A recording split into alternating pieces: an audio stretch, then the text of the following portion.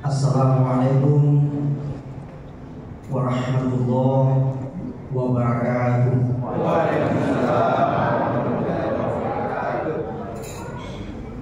Alhamdulillahirabbil alamin.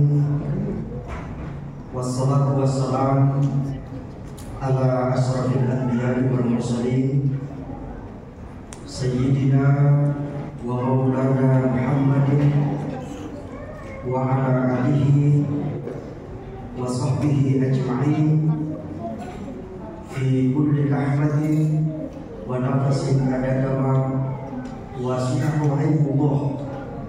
Amma ba'd. Yang saya hormati Bapak Ketua Panitia dan segenap pengurus Masjid Al-Muttaqin, yang saya hormati sahabat saya Bapak Dr. Kiai Haji Dimas Mariono,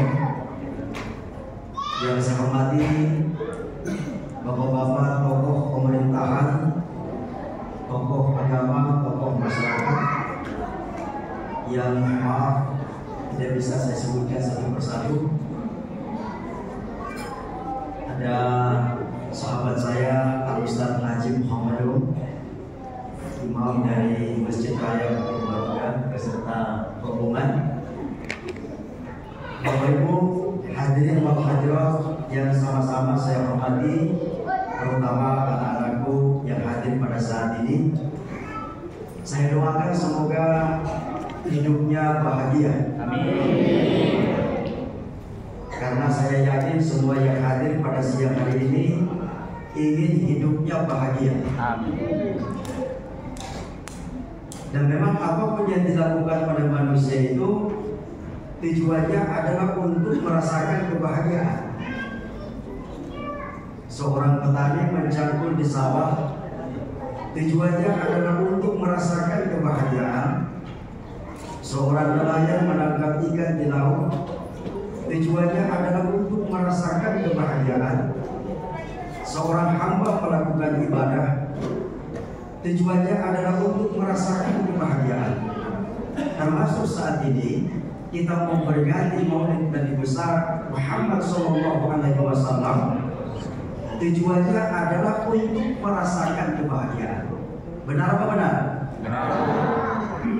Karena Bapak Ibu semuanya mau hidup bahagia.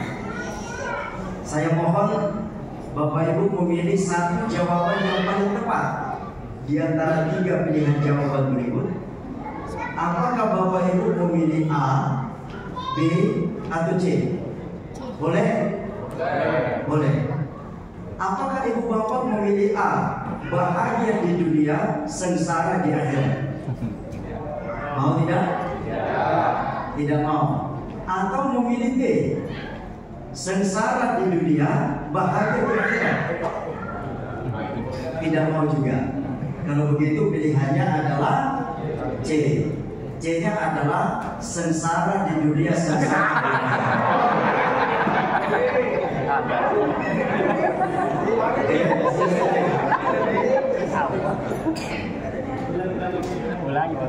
Jawaban Ibu Bapak segenap jemaah Masjid Al-Muttaqin itu tepat. Jawabannya adalah C, bahagia di dunia, bahagia di akhirat. Itu sebab hampir tiap kali selesai sholat kita berdoa sebagaimana difirmankan oleh Allah di dalam Al-Quran, wa minhum may yaqulu rabbana atina fid dunya hasanah wa fil akhirati hasanah wa qina adzabannar. Dan di antara mereka itu ada yang berdoa, ya Allah, berikanlah kebahagiaan di dunia, kebahagiaan di akhirat, dan hindarkanlah kami dari siksaan api neraka. Jemaah yang berbahagia, kalau mau hidup bahagia dunia dan akhirat, tidak perlu jauh-jauh cari contoh. Kalau mau bahagia dunia dan akhirat, tidak perlu jauh-jauh cari role model. Kalau mau bahagia dunia dan akhirat, tidak perlu jauh-jauh cari suri teladan. Siapa orang paling bahagia di dunia? Beliau adalah Rasulullah SAW yang kita peringati maulidnya saat ini. Apa buktinya beliau bahagia? Beliau bersabda, baiti jannati, rumah tanggaku laksana surga bagiku. Bisa kita bayangkan bahagia, bagaimana itu bahagianya Rasul, sampai-sampai beliau berkata, rumah tanggaku laksana surga bagiku. Padahal faktanya Rasul tidur di atas pada koma. Pagi-pagi kalau bangun membekas di badan beliau. Kadang-kadang Rasul 3 hari tidak makan sampai perutnya diganjal dengan batu, tetapi beliau selalu berkata, rumah tanggaku laksana surga bagiku. Apa rahasianya? Inilah yang ingin saya jelaskan pada peringatan Maulid kali ini. Apa sifat-sifat Rasul yang harus kita contoh supaya kita bisa bahagia di dunia dan di akhirat? Yang pertama, sifat yang dimiliki oleh Rasul yang harus kita contoh supaya kita bisa bahagia. Yang pertama adalah Rasul itu adalah murah senyum. Dalam berbagai riwayat diceritakan, Rasul itu adalah orang yang murah senyum dan wajahnya selalu menyenangkan ketika dipandang. Ibu, halo ibu-ibu, jelas kedengaran di belakangmu? Ibu, kalau memandang wajah suami menyenangkan atau menjengkelkan?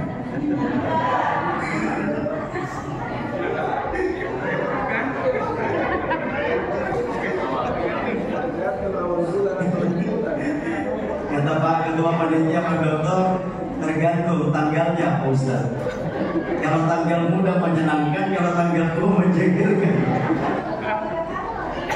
Sungguh berat beban para suami sekarang karena memang ibu-ibu sekarang tidak sering pergi di toko dan mau belanja, tetapi dia pesan Grab dan Gojek, tak 5 paketnya datang dalam sehari.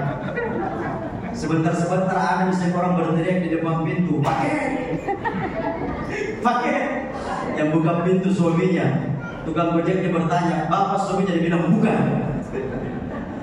Karena dia agak stres masuk ke rumah, dia bilang, mama saya mau minum kopi, agak stres, mana gula. Kata istrinya, cari sendiri di dapur. Yang mana ya bu? Dia bilang itu yang di toples yang ada tulisannya garam. Kenapa isinya gula ditulis garam? Supaya tidak tahu semut apa kalau itu isinya gula. Tadi wangi-wanginya di mama. Dia bilang, bapak itu yang tadi wangi, coba periksa handphone tak. Masa nomor teleponnya Jessica ditulis Junaid?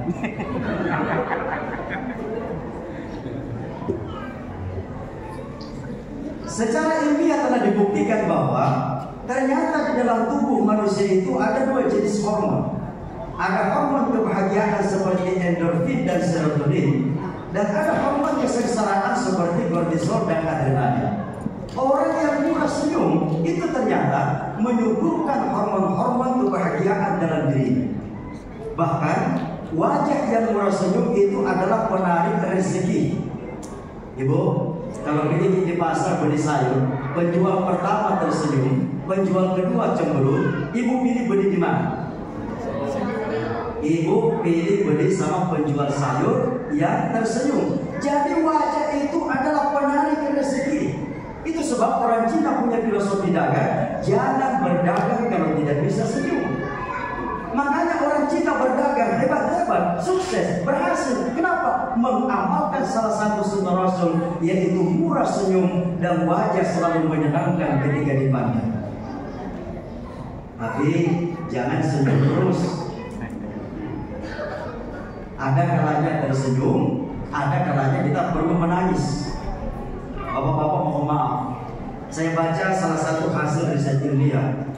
Rata-rata perempuan itu umurnya lebih lama dibandingkan dengan laki-laki. Ada laki-laki yang umurnya lebih lama dari perempuan, tapi kalau rata-ratakan, rata-rata perempuan itu umurnya lebih lama dibandingkan dengan laki-laki. Ibu-ibu mau tahu rahasianya? Mau tahu? Mau tahu aja atau mau tahu banget?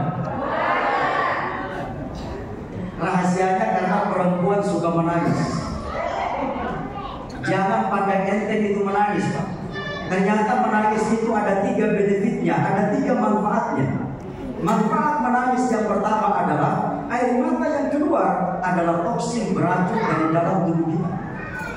Manfaat menangis yang kedua adalah air mata yang keluar bisa membunuh bakteri di sekitar kelopak mata.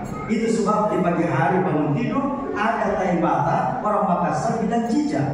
Apa itu cicak? Yaitu bakteri yang terbunuh oleh air mata yang keluar di saat kita tidur. Manfaat menangis yang ketiga adalah menurut para ilmuwan psikologi, berapa volume, berapa tetes air mata yang keluar, sekian beban hidup yang berkurang. Perempuan kalau ada masalahnya ia menangis, maka beban hidupnya sedikit berkurang. Bandingkan dengan laki-laki. Laki-laki sejak kecil dibesarkan oleh kultur atau lingkungan di mana ia tidak boleh menangis. Coba makin perhatikan anak laki-laki. Kalau ada yang menangis, pasti dimarahi sama orang tuanya, dipit-pit. Kenapa kau cewek menangis? Perempuan itu yang menangis. Maka anak laki-laki sejak kecil tidak terbiasa untuk menangis. Terbawa-bawa hingga dewasa. Ada masalah di kantor, dia tidak menangis, dia pendam. Ada masalah dalam pergaulan, dia tidak menangis, dia pendam. Apakah masalahnya hilang? Tidak. Bertumpuk, terakumulasi. Makanya sering kita dengar ada laki-laki mati mendadak. Karena itu sesama kaum laki-laki menangislah. Itu sebab air mata bukan saja diciptakan untuk kaum perempuan, tapi juga untuk kaum laki-laki. Dan paling bagus menangis adalah sesuai dengan sunnah Rasul, yaitu di atas sajadah di sepertiga malam terakhir ketika melakukan sholat tahajud. Umar bin Khattab, sahabat Rasul yang gagah perkasa, tetapi menangis ketika melakukan sholat tahajud. Salahuddin Al-Ayyubi, panglima perang yang gagah perkasa, tetapi menangis ketika melakukan sholat tahajud. Sultan Mehmed II yang diberikan gelar sebagai Sultan Fatih sang penakluk karena bisa menaklukkan kota Konstantinopolis, pusat kerajaan Romawi Timur saat itu, sekarang bernama Istanbul di Turki, adalah panglima perang yang gagah perkasa di siang hari tetapi menangis ketika melakukan sholat tahajud. Wa minal laili fatahajjad bihi nafilatan lak asa ayyab'asaka rabbuka maqaman mahmuda. Dan pada sebahagian malam bersolat tahajudlah kamu sebagai ibadah tambahan bagimu, semoga Allah mengangkat ke tempat yang terpuji. Mau bahagia? Sifat Rasul yang pertama yang harus kita contoh, murah senyum dan wajahnya selalu menyenangkan ketika dipandang. Yang kedua, kalau mau kita bahagia dunia dan akhirat, contoh sifat Rasul yang kedua. Apa yang kedua? Selalu berkata-kata yang baik, selalu berkata-kata yang positif.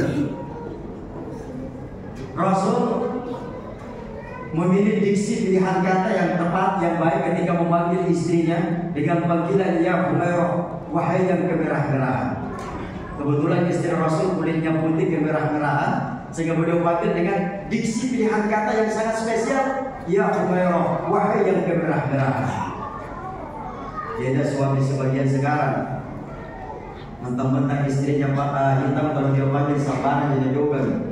Dan dia gue dan di rumah sendiri. Wah, waktu pengantin baru luar biasa berbunga-bunga. Dengan nama bos rinci-rincinya jabat tuh dikit-dikit. Alam dipanggil memanggil kate. Kate dia kuliah anak kepalit dia kebarlaku. Iculu gantiro sidalekan tuntungan. Kinampas umba-umba siturun rimuri-muri. Nama rasau dan buka dikata lasada.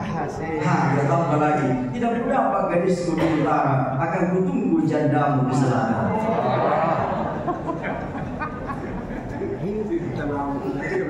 Cinta kenapa begitu? Cinta lama tidak kenal. Cinta lama tidak kenal. Bahkan bukan saja dalam keadaan normal, situasi normal, dalam situasi yang sulit dan mencekam sekalipun, Rasul mencontohkan mengucapkan kata-kata yang baik. Ketika Rasul bersama dengan sahabatnya Abu Bakar akan hijrah dari Mekah ke Yathrib, sekarang bernama Madinatul Munawwarah, beliau masuk ke Gua Sur. Lalu orang-orang kafir yang mengejar beliau sudah ada di mulut gua. Suasana mencekam. Sahabat Rasul Abu Bakar sudah sempat khawatir. Tetapi dalam suasana mencekam seperti itu, Rasul tetap mencontohkan, mengucapkan kata-kata yang baik, diabadikan di dalam Al-Quran. La tahzan innallaha ma'ana. Jangan bersedih, sesungguhnya Allah bersama kita. Mari kita buktikan secara ilmiah sifat Rasul yang selalu berkata-kata yang baik. Di Jepang ada seorang ilmuwan bernama Masaru Emoto. Siapa namanya, Bu? Siapa namanya? Ajinomoto. Di Jepang ada seorang ilmuwan bernama Dr. Masaru Emoto melakukan penelitian terhadap air di sebuah bendungan. Air dari bendungan itu diambil oleh Masaru Emoto lalu diletakkan pada ember pertama. Lalu air pada ember pertama dikelilingi oleh orang yang selalu berkata-kata yang baik, berkata-kata yang positif. Selanjutnya Masaru Emoto mengambil air dari bendungan yang sama, kemudian diletakkan pada ember kedua, tapi sebaliknya air pada ember kedua dikelilingi oleh orang yang selalu berkata-kata yang buruk, selalu mengeluh, selalu mengucapkan kata-kata yang negatif. Setelah dilakukan penelitian secara mendalam, ternyata air pada ember pertama yang dikelilingi oleh orang yang selalu berkata-kata yang baik, molekul-molekul air itu tampak sangat indah dan sangat beraturan. Sementara air pada ember kedua meskipun berasal dari bendungan yang sama, tapi dikelilingi oleh orang yang selalu berkata-kata yang buruk, molekul-molekul air itu tampak sangat buruk dan sangat berantakan. Hasil penelitian ini telah dipublikasikan dalam sebuah artikel ilmiah dengan judul Message from Water, pesan dari air. Hasil penelitian ini membuktikan bahwa kata-kata yang keluar dari mulut seseorang itu bisa mengubah molekul-molekul air yang ada di sekitarnya. Pantasan Rasul mencontohkan sebelum kita makan dan minum dianjurkan baca doa. Doa isinya adalah kata-kata yang baik, bisa mengubah molekul-molekul air yang akan kita minum menjadi air yang sehat. Pantasan air Zamzam menjadi air paling mujarab di dunia karena sumber air Zamzam di Masjidil Haram, di atasnya selalu ada orang yang tawaf atau melakukan ibadah lainnya memanjatkan doa yang isinya adalah kata-kata yang baik. Bahkan di dalam Islam kita diajarkan, di samping kita harus memerhatikan diksi pilihan kata, Rasul mencontohkan kita juga harus memerhatikan intonasi atau tekanan suara di saat mengucapkan kata-kata tertentu. Karena saya baca banyak perceraian, pertengkaran di datanya di pengadilan agama, banyak sekali suami istri bertengkar, bercerai hanya gara-gara intonasi atau tekanan suara. Maksudnya bukan begitu, intonasinya tinggi, pengertiannya menjadi lain. Karena intonasi bisa mengubah makna kata-kata menurut ilmu linguistik. Ada orang melanggar rambu lalu lintas di jalan raya, lampu merah menyala dia lewat. Ya anak muda kebetulan. Wajar ditangkap sama polisi. Polisinya berkata, kamu kutilang. Intonasinya datar. Mestinya intonasinya agak ada tekanan tinggi sedikit. Kamu kutilang. Ini intonasinya datar. Kamu kutilang. Salah pengertian itu pemuda. Langsung dia berbalik, dia bilang, bapak perkutu.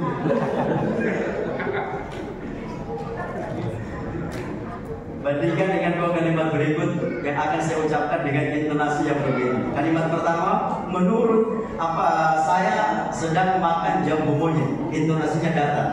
Saya makan jambu monyet. Karena intonasinya datar, artinya adalah saya sedang makan jambu monyet. Bandingkan dengan kalimat kedua, intonasinya agak tinggi sedikit. Saya makan jambu monyet. Hati-hati, intonasi, tekanan suara dalam bergaul, dalam relasi sosial, di samping pilihan kata harus tepat, kita juga harus memerhatikan intonasi. Begitu juga dengan jeda, tanda koma dalam bahasa tulis. Karena itu juga bisa mengubah makna kata-kata. Tadi ini kita kayak agak kuliah, agak ilmiah, mohon maaf. Bandingkan dua kalimat berikut yang akan saya ucapkan, saya lapaskan dengan penempatan jeda tanda koma yang berbeda. Kalimat yang pertama, menurut kabar burung, koma, kamu sakit. komanya saya letakkan di belakang kata burung, sehingga kalimatnya berbunyi, menurut kabar burung, koma, kamu sakit. Apa arti kalimat ini? Artinya adalah menurut kabar yang beredar, kamu sakit. Bandingkan dengan kalimat kedua, komanya saya majukan ke depan, sehingga kalimatnya berbunyi, menurut kabar, koma, burung kamu sakit.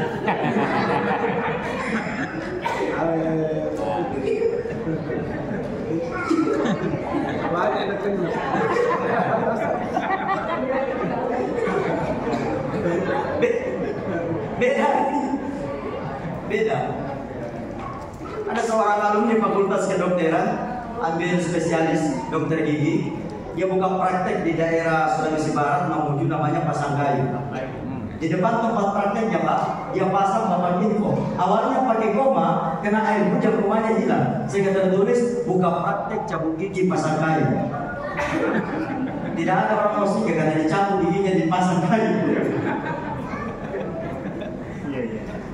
Itu perlunya kita memperhatikan intonasi, tekanan suara, jeda, supaya pergaulan kita bisa harmonis, penuh dengan kasih sayang. Contohnya sifat Rasul, memilih kata-kata yang tepat, yang baik, yang penuh dengan marhamat. Kemudian intonasi juga harus diperhatikan. Seorang anak yang ketawa tadi ya, seorang anak tidak boleh suaranya lebih tinggi dari orang tua.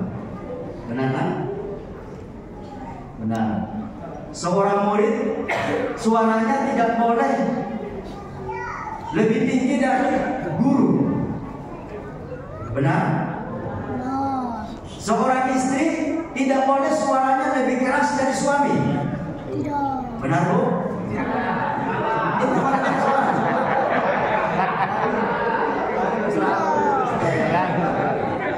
Seorang istri tidak boleh suaranya lebih keras dari suami, terkecuali suami itu pendengarannya terganggu. Karena ada juga suami ditanya, hari apa ini hari? Hari apa ini hari? Saya tidak puasa ini hari. Siapa yang tidak puasa? Baru cuma tanya hari apa ini hari. Tapi dalam keadaan normal, seorang anak suaranya tidak boleh lebih tinggi dari orang tua, murid tidak boleh lebih keras daripada guru, dan seorang istri suaranya tidak boleh lebih tinggi daripada suami. Ya ayyuhalladzina amanu la tarfa'u aswatakum fawqa sautin nabiyyi wa la tajharu lahu bil qawl. Hai orang-orang yang beriman, jangan kamu meninggikan suara melebihi suara Nabi, dan jangan berkata kepadanya dengan suara yang keras. Ini Al-Hujurat ayat 2 mengajarkan kepada kita perlunya memperhatikan intonasi, tekanan suara di saat mengucapkan kata-kata yang baik. Sudah jam berapa? Masih bisa? Selesai. Yang ketiga, kalau mau kita bahagia, contohnya sifat Rasul yang ketiga. Apa sifat Rasul yang ketiga? Memaafkan kesalahan orang lain. Memaafkan kesalahan orang lain. Pemaaf. Lawan dari pemaaf adalah pendendam.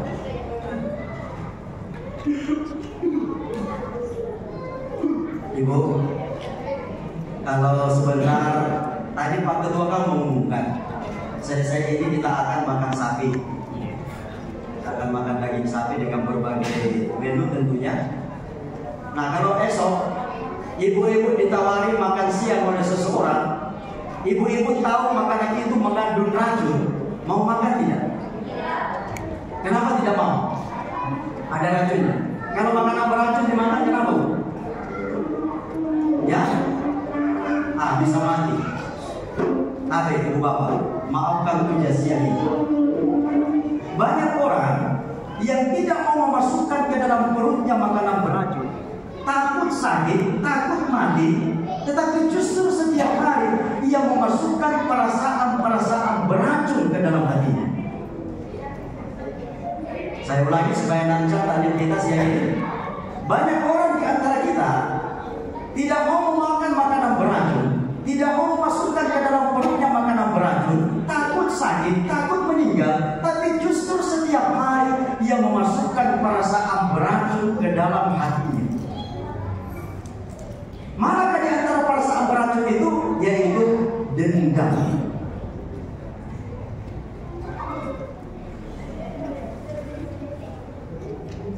Ya sudah terlanjur ibu-ibu yang saya tanya, ibu aja terus yang saya tanya supaya bisa fokus ke sini. Siapa yang ibu doakan selesai sholat? Orang tua. Siapa lagi?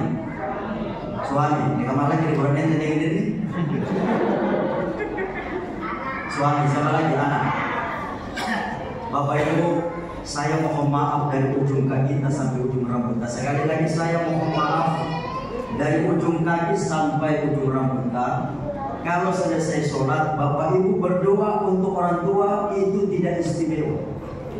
Apanya yang istimewa? Namanya orang tua tentu kita doa. Kalau selesai sholat, Bapak Ibu berdoa untuk istri, untuk suami, untuk anak, untuk keluarga, itu tidak luar biasa. Apanya yang luar biasa? Namanya keluarga tentu kita doakan. Bapak Ibu mau tahu yang lebih istimewa? Mau tahu yang luar biasa? Yang istimewa dan luar biasa adalah manakala selesai sholat kita mendoakan orang-orang yang berbuat jahat kepada kita.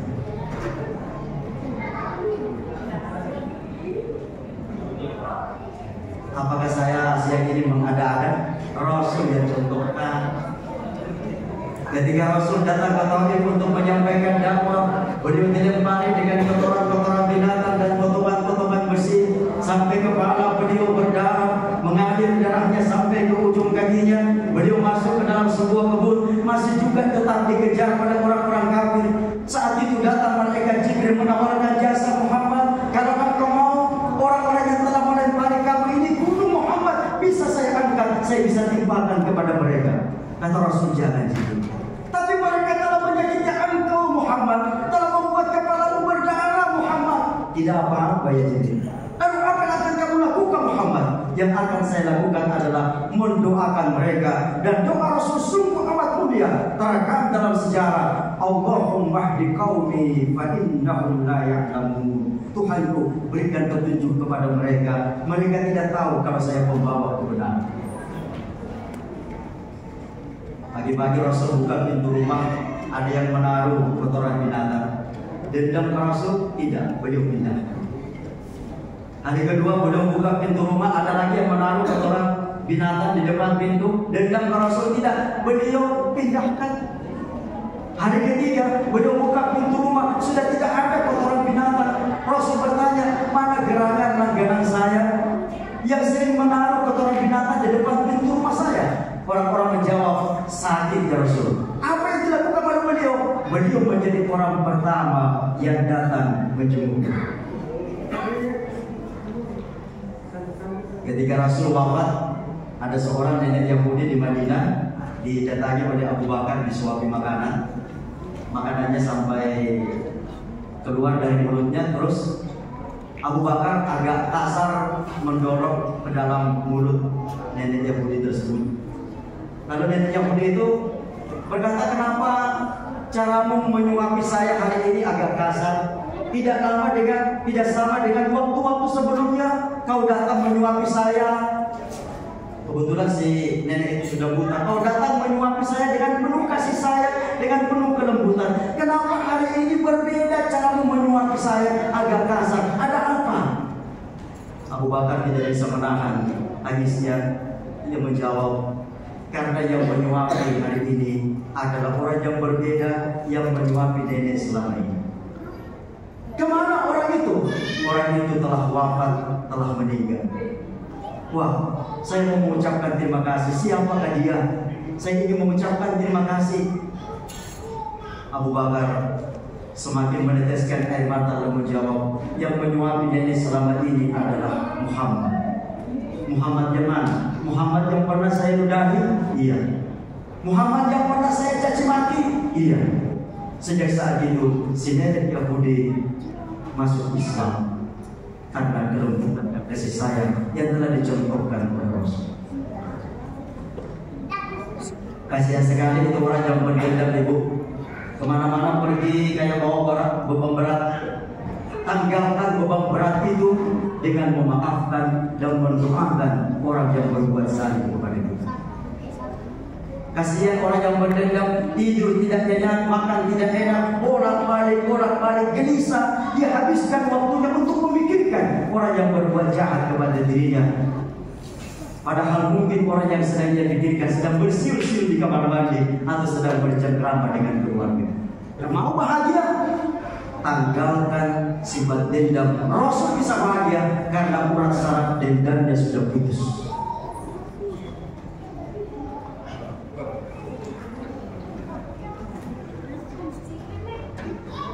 Jangankan dendam kepada manusia, dendam kepada binatang saja akibatnya bisa fatal. Ada suami istri, istrinya suka kucing, suaminya tidak suka kepada kucing. Suaminya dendam kepada kucing itu, dibilang awas kau kucing, gara-gara kau minum beda umat dari laki.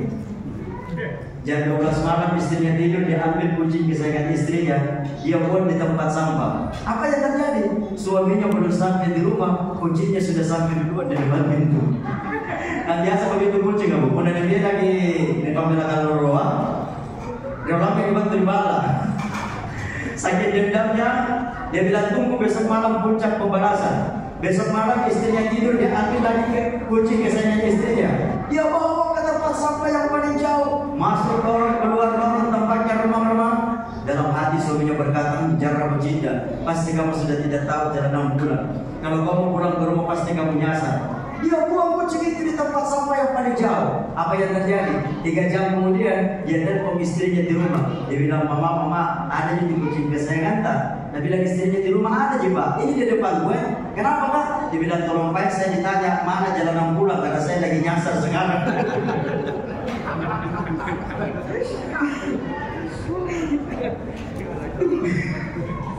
Jangankan dendam kepada manusia, dendam kepada binatang saja akibatnya bisa mati. Contoh sifat Rasul memaafkan bahkan mendoakan kesalahan orang lain.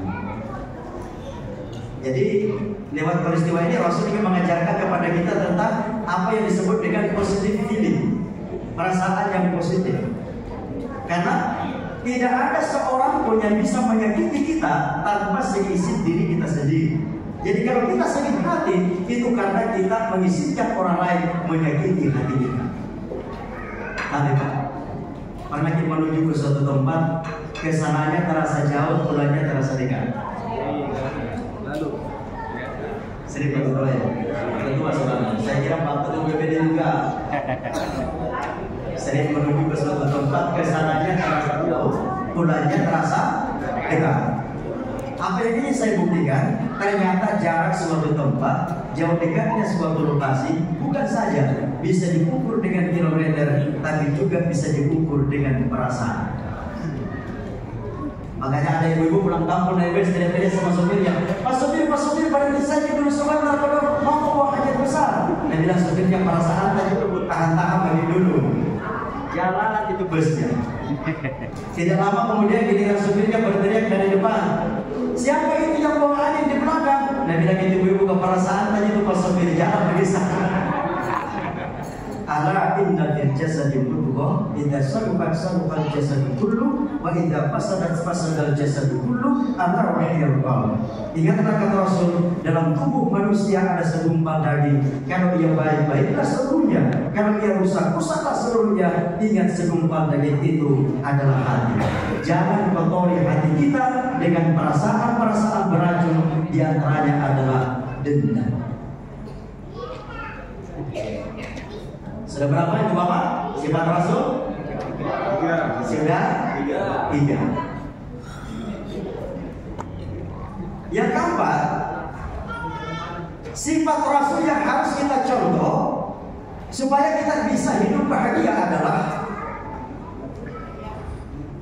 mensyukuri segala nikmat yang diberikan Allah kepada kita. Hidup ini kan cuma 2. Kalau tidak senang, susah.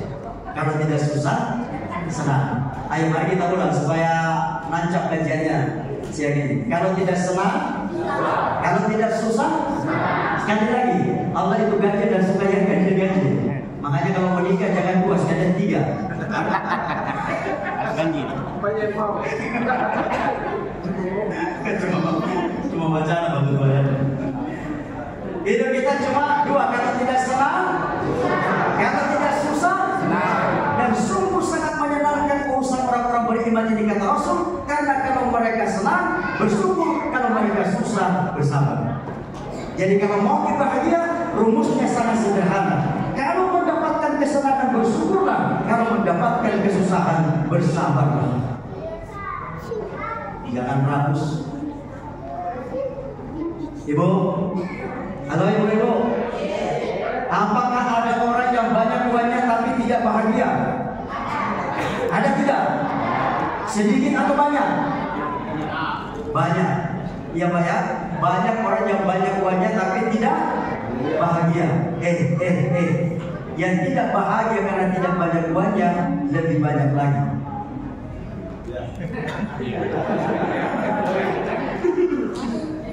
Ayo perhatikan baik-baik yang punya sampaikan saat ini. Asalnya dibawakan ke dalam. Ada orang yang banyak uangnya tapi tidak bahagia. Meskipun memang ada orang yang banyak uangnya dan tetap bahagia.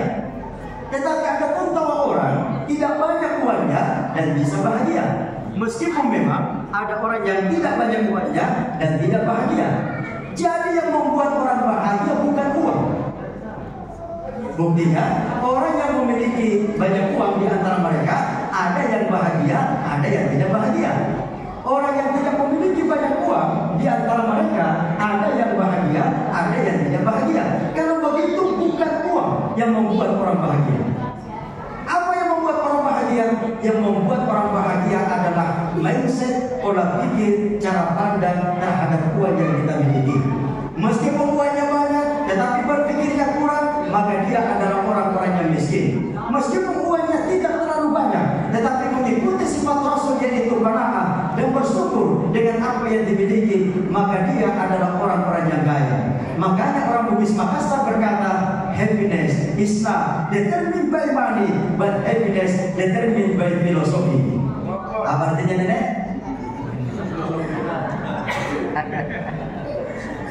Bahagia tidak ditentukan oleh uang, tetapi bahagia ditentukan oleh filosofi, cara pandang terhadap uang yang dimiliki.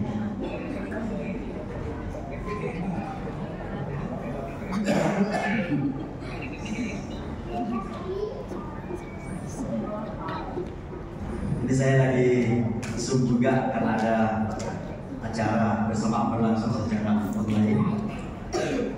Saya minta mereka untuk menunggu saya sampai selesai ceramah. Sudah sampai di mana tadi? Filosofi. Oke, karena banyak anak-anak, saya mohon izin sama bapak-bapak dan ibu-ibu, saya izin cerita dulu sama anak-anak. Mau dengar cerita nak? Mau dengar cerita? Pada zaman Yunani kuno, ada seorang raja yang tidak pandai bersyukur. Dia raja yang rakus dan tamak. Sudah punya kekuasaan, sudah punya harta, tapi tidak puas. Tidak bersyukur dengan harta yang telah dimiliki. Namanya Raja Midas. Siapa namanya nak? Raja Midas. Nah, Raja Midas ini dia datang kepada orang yang sakti. Dia bilang, wahai orang sakti, berikanlah kesaktian kepada saya, berupa apapun yang saya sentuh bisa berubah menjadi emas. Orang sakti menjawab, jangan Pak Raja, jangan. Apakah Tuan Raja sudah memikirkan masa-masa? Apa akibatnya kalau Tuan Raja memiliki kesaktian berupa apapun yang disentuh bisa berubah menjadi emas? Raja Midas karena bernafsu, ya saya sudah pikirkan matang-matang, apapun resikonya akan saya tanggung. Yang penting apapun yang saya sentuh bisa berubah menjadi emas, sehingga saya bisa menjadi orang yang paling kaya, paling berkuasa. Diberikanlah kesaktian kepada Raja Midas berupa apapun yang dia sentuh bisa berubah menjadi emas. Pulang dari orang sakti tersebut dia praktekkan. Dedaunan yang dia lihat, dia sentuh, dan dedaunan berubah menjadi emas. Dia menyeberang sungai, air di sungai itu dia sentuh, dan air berubah menjadi emas. Sampai di istananya Pak, sehingga istananya seperti ini dia sentuh, dan singgasananya pun berubah menjadi emas. Wah, dia tertawa terbahak-bahak. Akulah raja paling kaya dan berkuasa. Sampai di situ tidak ada masalah. Malapetaka terjadi ketika ia merasakan lapar dan dahaga. Ia minta daya-daya istana mengantarkan minuman, tetapi baru sempat ia minum, baru ia sentuh, gelas dan air berubah menjadi emas. Dia mau makan, baru sempat dia makan, piring, makanan, lauk-lauk yang dia sentuh semua berubah menjadi emas. Akhirnya dia tidak bisa makan dan minum padahal dia lapar. Ia menangis dan bersedih. Permaisuri istrinya pun datang untuk bersedih. Istrinya dia peluk, istrinya pun berubah menjadi emas. Sehingga dalam cerita mitologi Yunani, Raja Midas meninggal dalam keadaan terasing. Tidak ada orang mau mendekat karena takut berubah wujud menjadi emas. Ini contoh orang yang serakah. Tapi orang yang serakah tidak selalu orang yang punya kekuasaan. Ada seorang pengemis bermimpi, kapan saya punya uang 1 juta rupiah? Kalau saya punya uang 1 juta rupiah, alangkah bahagianya hidup saya. Begitu dia buka matanya, apa yang terjadi, Pak? Di depannya lewat seekor anak anjing yang basah kuyup, yang tampaknya sedang kebingungan mencari air.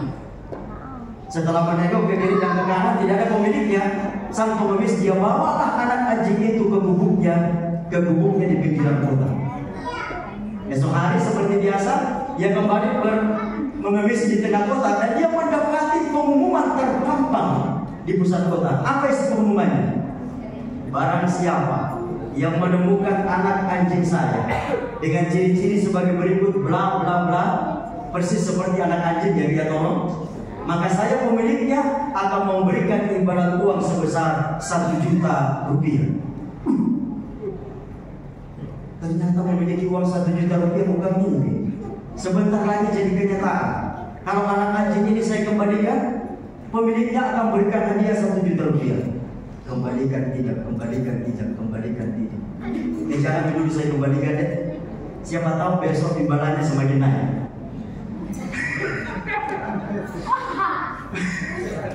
Maka lebih benar. Hari pertama anak anjing tidak yang kembalikan. Benar pada hari kedua muncul lagi pengumuman. Siapa yang mengembalikan anak anjing saya, imbalannya saya naikkan 5 juta rupiah. Baru berselang 1 hari sudah naik 500% dari 1 juta jadi 5 juta. Kalau begitu tidak usah saya kembalikan dulu hari ini. Besok pasti penawarannya semakin meningkat. Maka hari kedua anak anjing tidak yang kembalikan. Tiba saatnya hari ketiga benar, muncul lagi pengumuman. Siapa yang mengembalikan anak anjing saya, imbalannya saya naikkan 10 juta rupiah. Langsung dikumpul di pengemis kan, ada yang dengan uang 10 juta saya tidak perlu lagi jadi pengemis. Segera dia pulang ke gubuknya. Sampai di gubuknya ternyata anak anjing itu sudah mati kelaparan. Jangankan dapat 5 dan 10 juta, 1 juta pun tidak dapat. Ini namanya alai bala.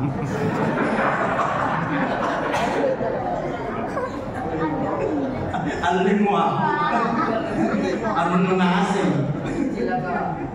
Andai apapun profesi dan pekerjaan kita, kalau kita serakah, rakus dan tamak, pasti akan berakhir dengan kesengsaraan. Maka gantilah sifat serakah dengan syukur, karena orang yang bahagia bukanlah orang yang memiliki banyak hal, tetapi orang yang bisa mensyukuri apapun yang dia miliki. Yang kelima, yang terakhir, sifat Rasul yang kelima yang harus kita contoh kalau mau bahagia. Masih tetap fokus? Masih tetap fokus?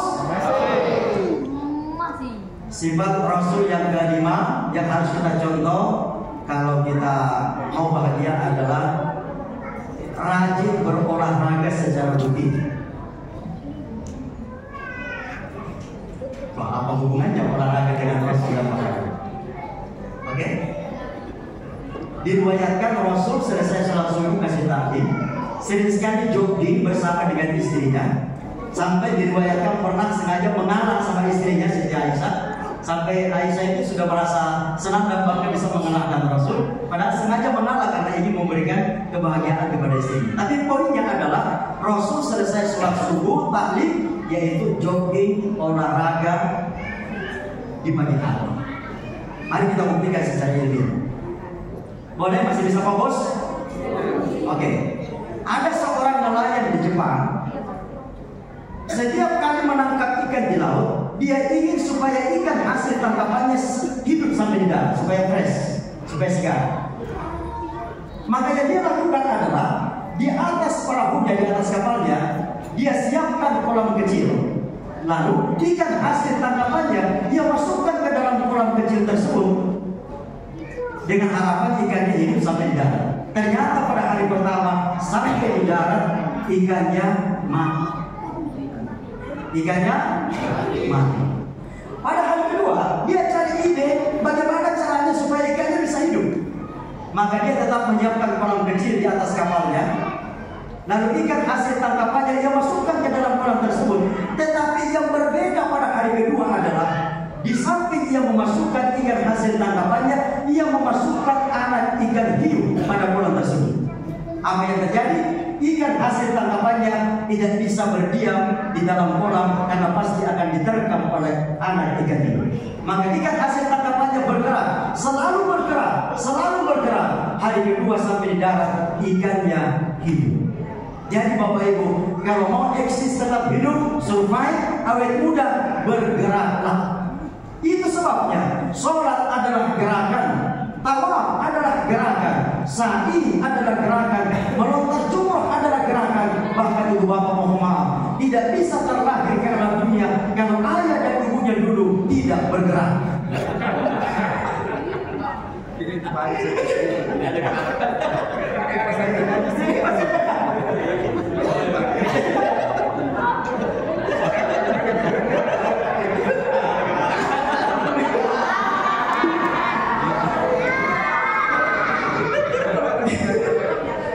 Biar tidak mau bergerak otomatis juga. Jadi manusia memang ditakdirkan untuk bergerak. Hanya ibu-ibu, jangan kalau sudah punya anak, sudah punya cucu, dibilang apa lagi untuk apa olahraga. Di samping itu sunnah Rasul, itu adalah untuk kesehatan, ya, supaya bisa lebih kuat ibadah sama Allah. Jogginglah di hari Sabtu, di hari Ahad, olahraga rutin secara teratur setiap subuh. Karena itu adalah sunnah Rasul. Dibilang, saya dengar dari Pak Dimas Mariono tadi, warga ini sangat kompak sampai jogging, pengajian, luar biasa kekompakan di sini. Ini kapan-kapan saya jelaskan apa hubungan antara kekompakan kebersamaan silaturahim dengan awet muda, umur yang awet dan panjang. Jadi sifat Rasul yang kelima adalah kita berolahraga secara teratur, secara rutin. Jadi luar biasa lengkapnya di sini. Cuma kadang-kadang tidak kita amalkan secara kafah, secara total. Rupanya banyak sifat-sifat Rasul yang bisa kita amalkan supaya kita bisa bahagia di dunia dan di akhirat. Jangan sampai sudah lama kita mengaku Islam tapi kita tidak bahagia dalam berislam. Jangan sampai kita mengaku pengikut Rasul tapi tidak bahagia sebagai pengikut Rasul. Padahal orang yang kita contoh, Rasul kita adalah orang yang paling bahagia di dunia, bahagia di dunia dan di akhirat.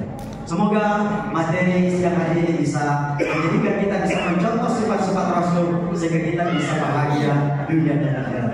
Mohon maaf jika ada sesuatu yang tidak berkenan di hati. Insya Allah kalau Allah mengizinkan bisa berjumpa kembali. Saya ucapkan terima kasih kepada segenap pengurus panitia Masjid Al-Muttaqin. Terima kasih sahabatku Kiai Haji Dr. Dimas Mariono yang telah mengundang saya ke tempat ini. Saya sungguh sangat bahagia.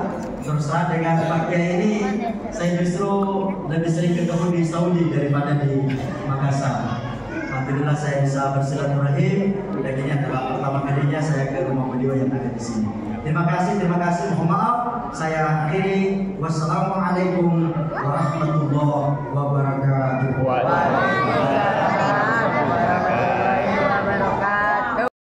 Ya Allah, kami berlindung diri kepada-Mu dari nafsu yang tidak pernah dengar, dari hati yang tidak khusyuk, dari sholat yang tidak terangkat, dari doa yang kuabaikan, dari musibah, bencana, kecelakaan, penyakit memilukan yang tak kunjung sembuh, serta persoalan yang menguras waktu, tenaga, harta, tidak kunjung menemukan solusinya. Ya Allah, kami menyadari hari tanggal kelahiran kami semakin jauh kami tinggalkan. Hari tanggal di mana kami akan meninggalkan dunia ini semakin dekat. Jika sewaktu-waktu Engkau berkenan menutup usia kami, berikan kartu terindah berupa husnul khotimah. Husnul khotimah, kegembiraan kami, menampak-nampakkan kesukacitaan kami karena hadirnya kekasihmu Muhammad SAW. Mudah-mudahan Engkau tidak memandangnya sebagai al-guru yang berlebih-lebihan, apalagi melampaui batas. Kami hanya sebatas ingin berkumpul silaturahim, berdoa, mendengarkan tausiah, makan bersama, berdoa memohon kepadamu, dan mudah-mudahan semuanya bernilai ibadah di sisimu. Ya Allah, sesungguhnya Engkau Maha Rahman, Maha Pengasih, tidak pilih kasih, yang soleh, yang salah, yang syukur, yang kufur, yang taat, yang maksiat. Dan masukkanlah kami ke dalam kelompok hamba-hambamu yang bersyukur. Masukkanlah kami ke dalam kelompok hamba-hambamu yang taat. Jika ada salah hilaf yang terjadi pada diri kami, jangan jadikan itu dalil, jangan jadikan itu alasan untuk menyiksa, menghukum kami, karena sesungguhnya Engkau tidak sekejam yang kami bayangkan. Jika ada salah hilaf yang terjadi dalam kehidupan kami, jadikan itu sebagai penampakan ketidaksempurnaan kami, karena memang Allah yang maha sempurna. Justru sebuah kesombongan tersembunyi ketika kami mengatakan, mengklaim diri kami sempurna. Sesungguhnya Engkau yang maha sempurna. Kami memohon kepadamu, sembuhkan saudara-saudara kami yang sedang sakit tak berdaya, baik di rumahnya masing-masing, di rumah sakit, agar mereka memperbaiki diri, agar mereka mengakhiri hidupnya dengan akhir yang baik. Begitu juga saudara-saudara kami yang sedang susah di Suriah, di Irak, di Palestina, dan di berbagai tempat di belahan bumi dunia ini yang terhimpit dengan kesulitan penderitaan, yang kami tidak mampu menjangkaunya dengan tangan kami, tapi doa-doa kami mudah-mudahan menjangkau mereka. Kami tidak mengenal mereka, tidak bertemu langsung dengan mereka, tapi mereka adalah bagian daripada kami.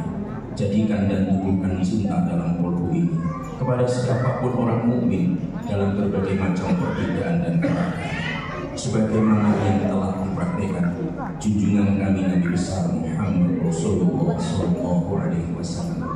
Dari sekian amalan sunnah, yang paling sering ditinggalkan oleh sebagian besar umat adalah azizun alaihi ma anittum harisun alaikum bil mu'minina ra'ufur rahim. Jadikanlah sifat-sifat ini melekat pada kami. Kami siap menyayangi dan bahkan ikut peduli dan merasakan penderitaan dan belas kasihan terhadap umat Nabi Muhammad SAW. Meskipun mereka berbeda dengan kami, mereka tetap bagian daripada kami. Rabbana atina fid dunya hasanah wa fil akhirati hasanah wa qina adzabannar. Rabbana taqabbal minna innaka antas samiul alim wa tub 'alaina wa maulana innaka antat tawwabur rahim. Wa sallallahu ala Muhammad wa ala ali Muhammad. Subhana rabbika rabbil izzati amma yasifun wa salamun ala al-mursalin walhamdulillahi rabbil alamin. Terima kasih. Assalamualaikum warahmatullahi wabarakatuh. Ada tengahnya.